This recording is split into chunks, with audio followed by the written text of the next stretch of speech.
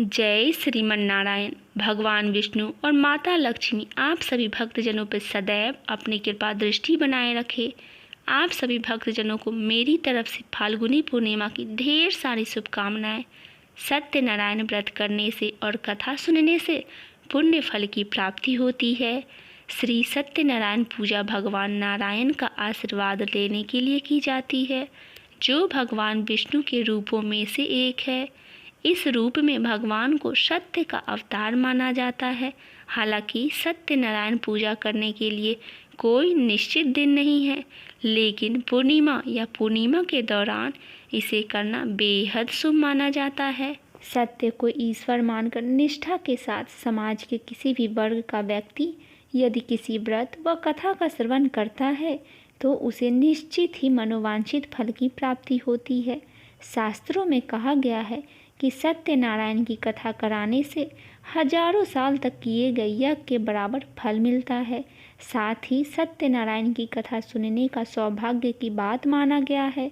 आमतौर पर देखा जाता है किसी भी शुभ काम से पहले या मनोकामनाएं पूरी होने पर सत्यनारायण व्रत की कथा सुनी जाती है। सनातन धर्म से जुड़ा शायद ही कोई ऐसा व्यक्ति होगा जिसने श्री सत्यनारायण कथा का नाम न सुना हो।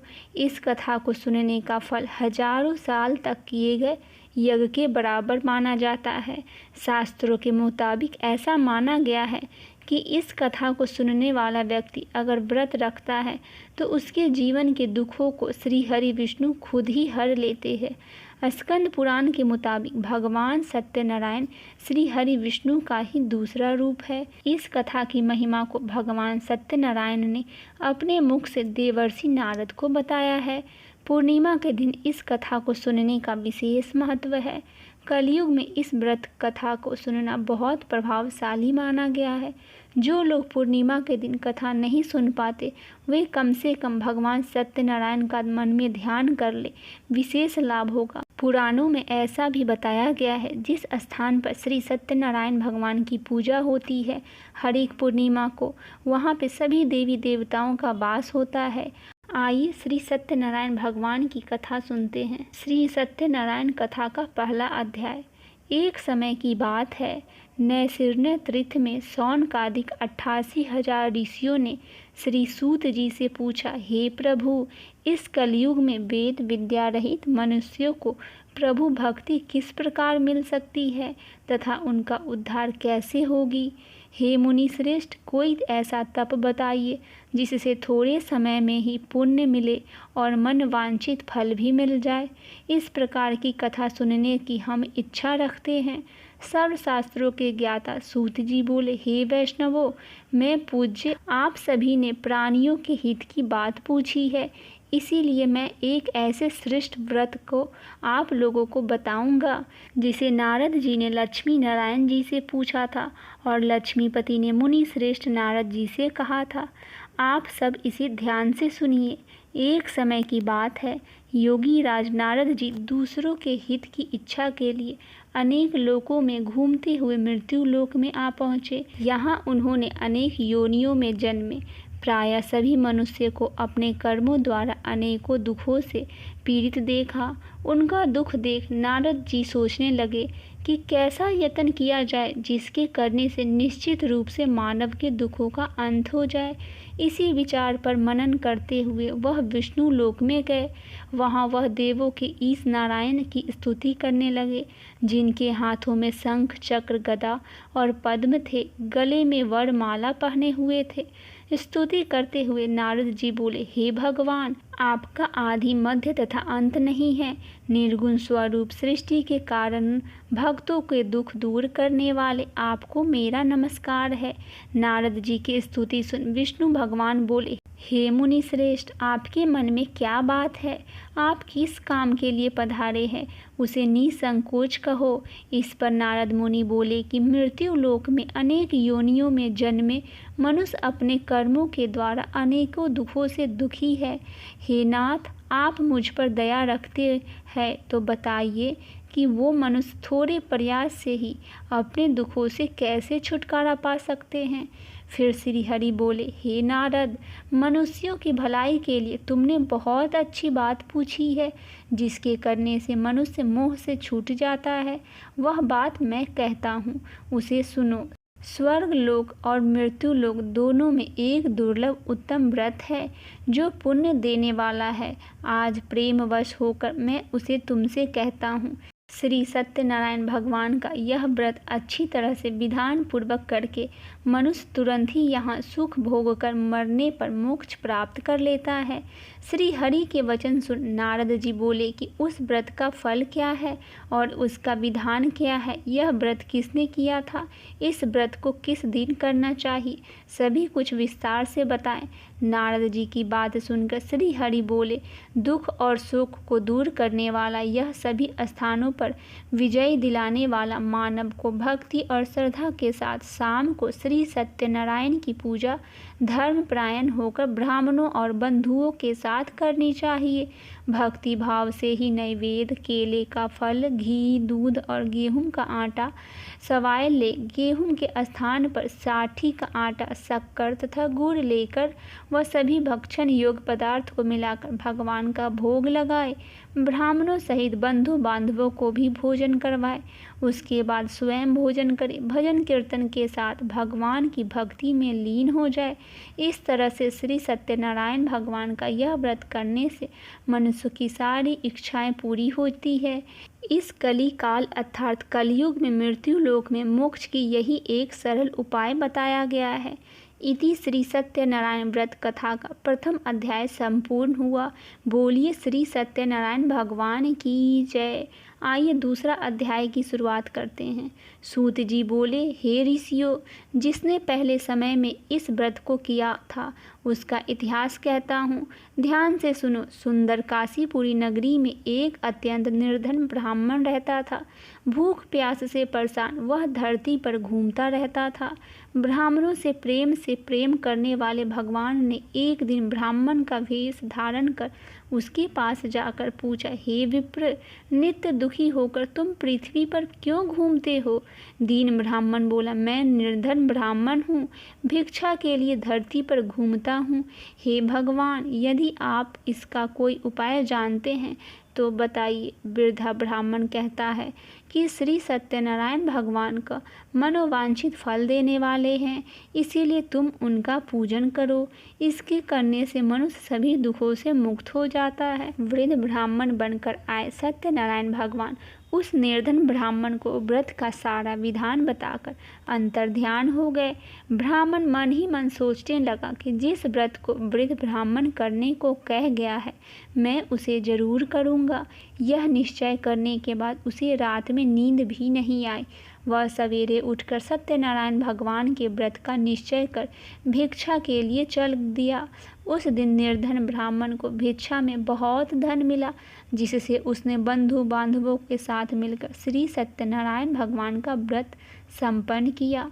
भगवान सत्यनारायण का व्रत संपन्न करने के बाद वह निर्धन ब्राह्मण सभी दुखों से छूट गया और अनेक प्रकार की संपत्तियों से युक्त हो गया। उसी समय से यह ब्राह्मण हर माह इस व्रत को करने लगा।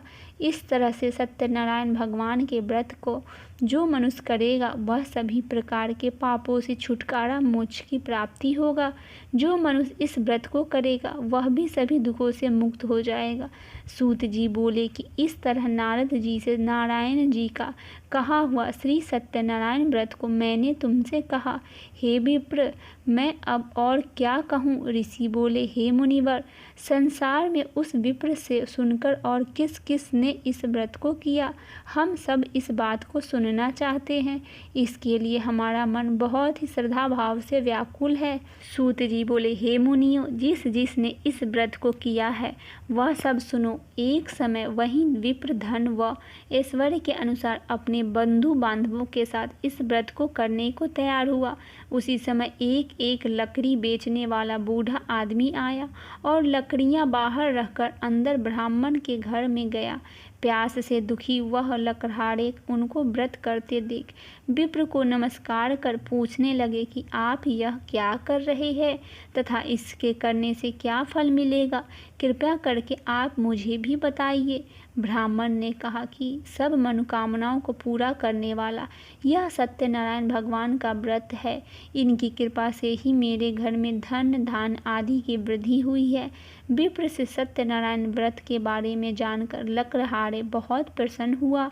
चना अमृत लेकर वह प्रसाद खाने के बाद वह अपने घर गया। लकड़हारे ने अपने मन में संकल्प किया कि आज लकड़ी बेचने से जो धन मिलेगा उसी से श्री सत्यनारायण भगवान का उत्तम व्रत करूँगा। मन में इस विचार को ले बूढ़ा आदमी सिर पर लकड़ियाँ रख उस नगर में बेचने गया। जहाँ धनी लोग ज़्यादा रहते थे उस नगर में उसे अपनी लकड़ियाँ का दाम पहले से 4 गुना अधिक मिलता है। बूढ़ा प्रसन्नता के साथ दाम लेकर केले, शक्कर, घी, दूध, दही और गेहूं का आटा ले और सत्यनारायण भगवान के व्रत के अन्य सामग्रियों को लेकर अपने घर गया। वहां उसने अपने बंधु बांधवों को बुलाकर विधि विधान से सत्यनारायण भगवान का पूजा और व्रत किया। इस व्रत के प्रभाव से वह बूढ़ा लकड़हारा धन पुत्र आदि से मुक्त होकर संसार के समस्त सुख को भोग कर अंतकाल में बैकुंठ धाम चला गया। इति श्री सत्यनारायण व्रत कथा का 2वां अध्याय संपूर्ण हुआ। श्री सत्यनारायण भगवान की जय। 3रा अध्याय आइए सुनते हैं। सूत जी बोले, हे श्रेष्ठ मुनियों, अब आगे की कथा कहता हूँ। पहले समय में उल्कामुख नाम का एक बुद्धिमान राजा था। वह सत्य वक्ता और जितेंद्रिय था। प्रतिदिन देव स्थानों पर जाता और निर्धनों को धन देकर उनके कष्ट दूर करता था। उसकी पत्नी कमल के समान मुख वाली तथा सती साध्वी थी। भद्रशिला नदी के तट पर उन दोनों ने श्री सत्यनारायण भगवान का व्रत किया। उसी समय साधु नाम का एक वैश्य आया। उसके पास व्यापार करने के लिए बहुत सा धन भी था। राजा को व्रत करते देखकर वह नियम विनय के साथ पूछने लगा, हे राजन, भक्ति भाव से पूर्ण होकर आप यह क्या कर रहे हैं?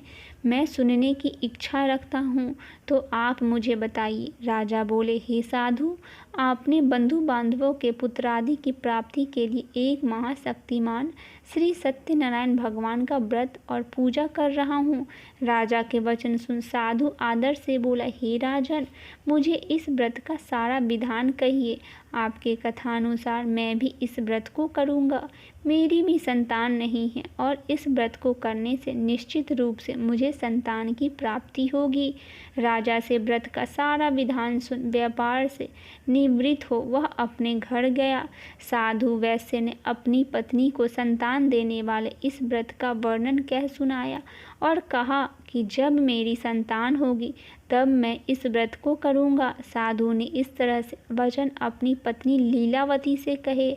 एक दिन लीलावती पति के साथ आनंदित होकर संसारिक धर्म में परिवृत्त होकर श्री सत्यनारायण भगवान की कृपा से गर्भवती हो गई। 10वें महीने में उसके गर्भ से एक सुंदर कन्या ने जन्म लिया। दिनों दिन वह ऐसे बढ़ने लगी जैसे कि शुक्ल पक्ष का चंद्रमा बढ़ता है। माता पिता ने अपनी कन्या का नाम कलावती रखा। एक दिन लीलावती ने मीठे शब्दों में अपने पति को याद दिलाया कि आपने सत्यनारायण भगवान को जिस व्रत को करने का संकल्प किया था उसे करने का समय आ गया है। आप इस व्रत को करिए। साधु बोला कि हे प्रिय, इस व्रत को मैं उसके विवाह पर करूँगा।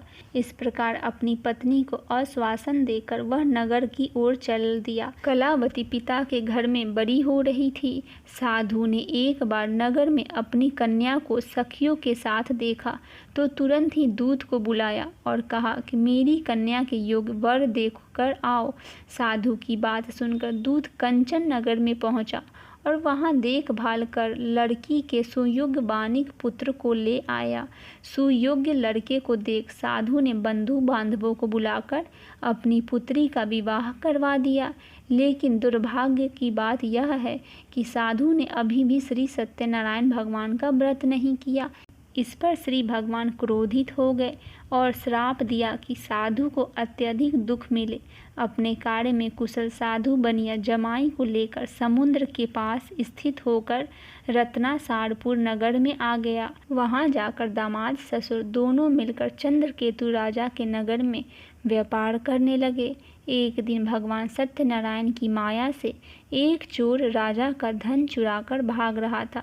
उसने राजा के सिपाहियों को अपना पीछा करते हुए देख चुराया हुआ धन वहां रख दिया जहां साधु अपने जमाई के साथ ठहरा हुआ था। राजा के सिपाहियों ने साधु वैश्य के पास राजा का धन पड़ा देखा तो वह ससुर और जमाई दोनों को बांधकर प्रसन्नता से राजा के पास ले गए और कहा कि उन दोनों चोरों को हम पकड़ लाए हैं, आप आगे की कार्यवाही की आज्ञा दे। राजा की आज्ञा से उन दोनों को कठिन कारावास में डाल दिया गया और उनका सारा धन भी उनसे छीन लिया गया। श्री सत्यनारायण भगवान के श्राप से साधु की पत्नी भी बहुत दुखी हुई। घर में जो धन रखा था उसे चोर चुरा कर ले गए। शारीरिक तथा मानसिक पीड़ा व भूख प्यास से अति दुखी हो अन्न की चिंता में कलावती के ब्राह्मण के घर गई। वहां उसने श्री सत्यनारायण भगवान का व्रत होते देखा। फिर कथा भी सुनी। वह प्रसाद ग्रहण कर वह रात को घर वापिस आई। माता के कलावती से पूछा कि हे पुत्री, अब तुम कहाँ गई थी? तेरे मन में क्या है? कलावती ने अपनी माता से कहा, हे माता, मैंने एक ब्राह्मण के घर में श्री सत्यनारायण भगवान का व्रत देखा है। कन्या के वचन सुन लीलावती भगवान के पूजन की तैयारी करने लगी। लीलावती ने परिवार और बंधुओं सहित श्री सत्यनारायण भगवान का पूजन किया और उनसे वर मांगा कि मेरे पति तथा जमाई शीघ्र घर आ जाए। साथ ही यह भी प्रार्थना की कि हम सबका अपराध क्षमा करे। श्री सत्यनारायण भगवान के इस व्रत से संतुष्ट हो गए और राजा चंद्रकेतु को सपने में दर्शन दे कहा, हे राजा, तुम उन दोनों वैश्य को छोड़ दो। तुमने उनका जो धन लिया है उसे वापिस कर दो। अगर ऐसा नहीं किया तो मैं तुम्हारा सारा धन, राज्य और संतान सभी नष्ट कर दूंगा। राजा को यह सब कहकर वह अंतर ध्यान हो गए। प्रातःकाल सभा में राजा ने अपना सपना सुनाया। फिर बोले कि बानी पुत्रों को कैद से मुक्त कर सभा में ले आओ। दोनों ने आते ही राजा को प्रणाम किया। राजा को मीठी वाणी में बोला, हे महानुभाव, भाग्यवंश, ऐसा कठिन दुख तुम्हें प्राप्त हुआ है, लेकिन अब तुम्हें कोई भय नहीं है। ऐसा कह राजा ने उन दोनों को नए वस्त्र आभूषण भी पहनाए और जितना धन उनका लिया था उससे 2 गुना धन वापस कर दिया और दोनों वैश्य को अपने घर जाने को कहा। इति श्री सत्यनारायण भगवान व्रत कथा का 3य अध्याय संपूर्ण हुआ। बोलिए श्री सत्यनारायण भगवान की जय। 4था अध्याय आइए सुनते हैं। सूत जी बोले, वैश्य ने मंगलाचार कर अपनी यात्रा आरंभ की और अपने नगर की ओर चल दिया। उनके थोड़ी दूर जाने पर एक दंडी वैश्यधारी श्री सत्यनारायण ने उनसे पूछा कि हे साधु, तेरी नाव में क्या है? अभिमानी बानित हंसता हुआ बोला, हे दंडी, आप क्यों पूछते हो? क्या धन लेने की इच्छा है? मेरी नाव में तो बेल व पत्ते भरे हुए हैं। वैश्य के कठोर वचन सुन भगवान बोले, तुम्हारा वचन सत्य हो। दंडी ऐसे वचन कह वहां से दूर चले गए। कुछ देर जाकर समुद्र के किनारे पर बैठ गए। दंडी के जाने के बाद साधु वैश्य ने नित्य क्रिया के पश्चात नाव को ऊंची उठते देखकर अचंभा माना और नाव में बेल पत्ते आदि देखकर वह मूर्छित हो जमीन पर गिर गया। मूर्छा खुलने पर वह अत्यंत शोक में डूब गया। तब उसका दामाद बोला कि आप शोक ना मनाएं, यह दंडी का शाप है, इसीलिए हमें उनकी शरण में जाना चाहिए, तभी हमारी मनोकामनाएं पूरी होगी। दामाद की बात सुनकर वह दंडी के पास पहुंचा और अत्यंत भक्ति भाव नमस्कार करके बोला, मैंने आपसे जो असत्य वचन कहे थे उनके लिए मुझे क्षमा कर दीजिए। ऐसा कहकर महान शोकातुर होकर रोने लगा। तब दंडी भगवान बोले, हे वानिक पुत्र, मेरी आज्ञा से बार बार तुम्हें दुख प्राप्त हुआ है, तू मेरी पूजा से विमुख हुआ है। साधु बोला, हे भगवान, आपकी माया से ब्रह्मा आदि देवता भी आपके रूप को नहीं जानते, तब मैं तो अज्ञानी हूँ, कैसे जान सकता हूँ। आप प्रसन्न होइए, अब मैं सामर्थ्य के अनुसार आपकी पूजा अवश्य करूँगा। मेरी रक्षा करो और पहले के समान नौका में धन भर दो। साधु वैश्य के भक्तिपूर्वक वचन सुनकर भगवान प्रसन्न हो गए और उसकी इच्छा के अनुसार वरदान देकर अंतर्ध्यान हो गए। ससुर जमाई जब नाव पर आए तो नाव धन से भरी हुई थी। फिर वही अपने अन्य साथियों के साथ सत्यनारायण भगवान का पूजन कर अपने नगर को चल दिए। जब नगर के नज़दीक पहुँचे तो दूत के घर पर खबर करने के लिए भेज दिया। दूत साधु की पत्नी को प्रणाम कर कहता है कि मालिक अपने दामाद सहित नगर के निकट आ गए हैं। दूत की बात सुन साधु की पत्नी लीलावती ने बड़े हर्ष के साथ सत्यनारायण भगवान का पूजन कर अपनी पुत्री कलावती से कहा कि मैं अपने पति के दर्शन को जाती हूँ, तू कार्य पूर्ण कर शीघ्र आ जाना। माता के ऐसा वचन सुन कलावती जल्दी से प्रसाद छोड़ अपने पति के पास चली गई।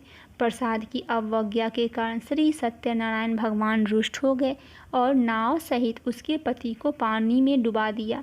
कलावती अपने पति को वहां न पाकर रोती हुई जमीन पर गिर गई। नौका को डूबा हुआ देख व कन्या को रोता हुआ देख साधु दुखी होकर बोला कि हे प्रभु, मुझसे तथा मेरे परिवार से जो भूल हुई है उसे क्षमा करिए। साधु की दीन वचन सुनकर श्री सत्यनारायण भगवान प्रसन्न हो गए और आकाशवाणी हुई, हे साधु, तेरी कन्या मेरे प्रसाद को छोड़कर आई है, इसीलिए उसका पति अदृश्य हो गया है। यदि वह घर जाकर प्रसाद खाकर लौटती है तो इसे इसका पति अवश्य मिलेगा। ऐसा आकाशवाणी सुन कलावती घर पहुंचकर प्रसाद खाती है और फिर आकर अपने पति के दर्शन करती है। उसके बाद साधु अपने बंधु बांधवों सहित श्री सत्यनारायण भगवान का विधि विधान से पूजन करवाता है। इस लोक का सुख भोग कर वह अंत में स्वर्ग को जाता है। इति श्री सत्यनारायण भगवान व्रत कथा का 4th अध्याय पूरा हुआ। बोलिए श्री सत्यनारायण भगवान की जय। आइए 5वां अध्याय की शुरुआत करते हैं। सूत जी बोले, हे ऋषियों, मैं और भी एक कथा सुनाता हूँ, उसे भी ध्यान पूर्वक सुनो। प्रजा पालन में लीन तुंगध्वज नाम का एक राजा था। उसने भी भगवान का प्रसाद त्याग कर बहुत ही दुख सहन किया। एक बार वन में जाकर वन्य पशुओं को मारकर वह बड़ के पेड़ के नीचे आया। वहां उसने ग्वालों को भक्ति भाव से अपने बंधुओं सहित सत्यनारायण भगवान का पूजन करते देखा। अभिमानवश राजा ने उन्हें देखकर भी पूजा स्थान में नहीं गया। राजा को प्रसाद दिया, लेकिन उसने वह प्रसाद नहीं खाया और प्रसाद को वहीं छोड़कर वह अपने नगर को चला गया। जब वह नगर में पहुंचा तो वहां सब कुछ तहस नहस हो चुका था। वह शीघ्र ही समझ गया कि यह सब भगवान ने ही किया है। वह दोबारा ग्वालों के पास पहुंचा और विधि पूर्वक पूजा कर प्रसाद खाया तो श्री सत्यनारायण भगवान की कृपा से सब कुछ पहले जैसा हो गया। दीर्घ काल तक सुख भोगने के बाद मरणोपरांत उसे स्वर्ग की प्राप्ति हुई। जो मनुष्य परम दुर्लभ इस व्रत को करेगा तो भगवान सत्यनारायण की अनुकंपा से उसे धन की प्राप्ति होगी। निर्धन धनी हो जाता है और भय मुक्त हो जीवन जीता है। संतानहीन मनुष्य को संतान सुख मिलता है। सारे मनोरथ पूर्ण होने पर मानव अंतकाल में वैकुंठ धाम को जाता है। सूत जी बोले, जिन्होंने पहले इस व्रत को किया है, अब उनके दूसरे जन्म का कथा कहता हूँ। वृद्ध सतानंदन ब्राह्मण ने सुदामा का जन्म लेकर मोक्ष की प्राप्ति की। लक्रहारे ने अगले जन्म में निषाद बनकर मोक्ष प्राप्त किया। उल्कामुख नाम का राजा दशरथ होकर वैकुंठ गए। साधु नाम के वैश्य ने मोर ध्वज बनकर अपने पुत्र को आरे से चीर कर मोक्ष पाया। महाराज तुंगध्वज ने स्वयंभू होकर भगवान से भक्ति युक्त हो कर्म कर मोक्ष पाया। इति श्री सत्यनारायण व्रत कथा का 5वां अध्याय संपूर्ण हुआ। श्री सत्यनारायण भगवान की जय। कथा श्रवण के बाद श्री सत्यनारायण की आरती अवश्य करना चाहिए और अंत में 3 बार प्रदक्षिणा कर आटे की पंजरी में विविध फल और दही लस्सी का चनामृत बनाकर सभी लोगों को प्रसाद स्वरूप बांटकर और स्वयं भी ग्रहण करना चाहिए। आइए सत्यनारायण भगवान की आरती करते हैं। जय लक्ष्मी रमना स्वामी, जय लक्ष्मी रमना सत्यनारायण स्वामी, जने पातके हरेना। जय लक्ष्मी रमना रतन जड़ित सिंहासन, अद्भुत छवि राजे, नारद करत निराजन, घंटा बने बाजे।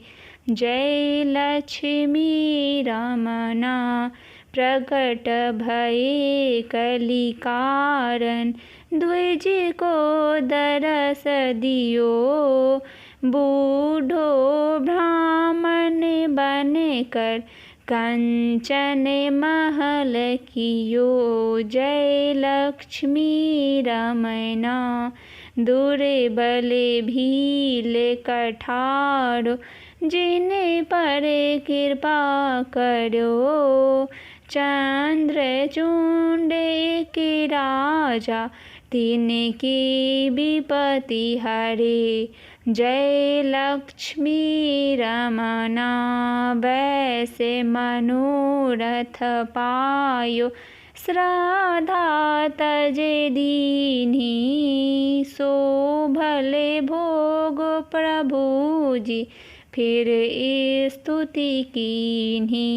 जय लक्ष्मी रमना भाव भक्ति के कारण, छिन छिन रूप धरो, श्रद्धा धारण कीन्ही, तिनको काज सरो। जय लक्ष्मी रमना ग्वाले बाले संग राजा, बन में भक्ति करी, मनोवांछित फल दीनो, दीन दयालु हरि। जय लक्ष्मी रमना चढ़त प्रसाद सवायो, कदली फल मेवा, धूप दीप तुलसी से, राजी सत देवा। जय लक्ष्मी रमना सत्यनारायण की आरती, जो कोई नर गावे, तन मन सुख संपत्ति, मनोवांछित फल पावे। जय लक्ष्मी रमना स्वामी, जय लक्ष्मी रमना।